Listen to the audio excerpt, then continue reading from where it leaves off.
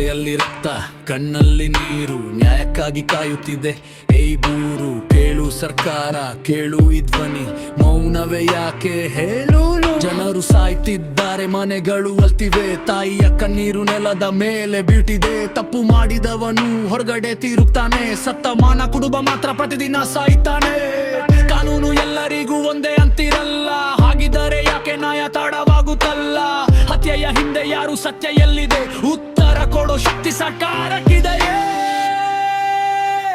ನ್ಯಾಯ ಬೇಕು, ನ್ಯಾಯ ಬೇಕು, ಜನರ ಜೀವಕ್ಕಲ್ಲೇ ಹೇಳಬೇಕು. ಮೌನ ಮುರಿದು ಸತ್ಯ ಹೇಳು, ಅನ್ಯಾಯಕ್ಕೆ ಕೊನೆ ಬೇಕು. ನ್ಯಾಯ ಬೇಕು, ನ್ಯಾಯ ಬೇಕು, ಜನರ ಜೀವಕ್ಕಲ್ಲೇ ಹೇಳಬೇಕು. ಮೌನ ಮುರಿದು ಸತ್ಯ ಹೇಳು, ಅನ್ಯಾಯಕ್ಕೆ ಕೊನೆ ಬೇಕು.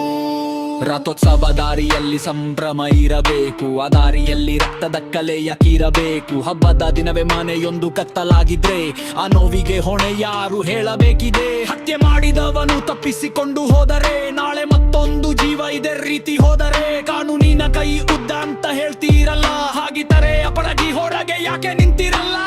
ಒಬ್ಬನ ಜೀವ ಒಂದು ಕುಟುಂಬದ ಉಸಿರು, ಒಂದು ಹತ್ಯೆ ನೂರಾರು ಹೃದಯದ ನೋವು. ಇದು ಸುದ್ದಿಯಲ್ಲ, ಇದು ಮನುಷ್ಯ ಬದುಕು. ನ್ಯಾಯ ಸಿಗದಿದ್ದರೆ ವ್ಯವಸ್ಥೆಯೇ ಸೋಲು. ಪ್ರಶ್ನೆ ಕೇಳೋ ಧ್ವನಿಗೆ ಭಯ ಬೇಡ, ಸತ್ಯ ಹೇಳೋ ಬಾಯಿಗೆ ಬೀಗ ಬೇಡ. ಜನರ ಜೀವದ ಮುಂದೆ ರಾಜಕೀಯ ಬೇಡ, ನ್ಯಾಯದ ಮುಂದೆ ಯಾರಿಗೂ ರಿಯಾಯಿತಿ ಬೇಡ. ಬೇಕು, ನ್ಯಾಯ ಬೇಕು, ಜನರ ಜೀವಕ್ಕೆಲ್ಲೇ ಬೇಕು. ಮೌನ ಮುರಿದು ಸತ್ಯ ಹೇಳು, ಅನ್ಯಾಯಕ್ಕೆ ಕೊನೆ ಬೇಕು. ನ್ಯಾಯ ಬೇಕು, ನ್ಯಾಯ ಬೇಕು, ಜನರ ಜೀವಕ್ಕೆ ಬೆಲೆ ಬೇಕು.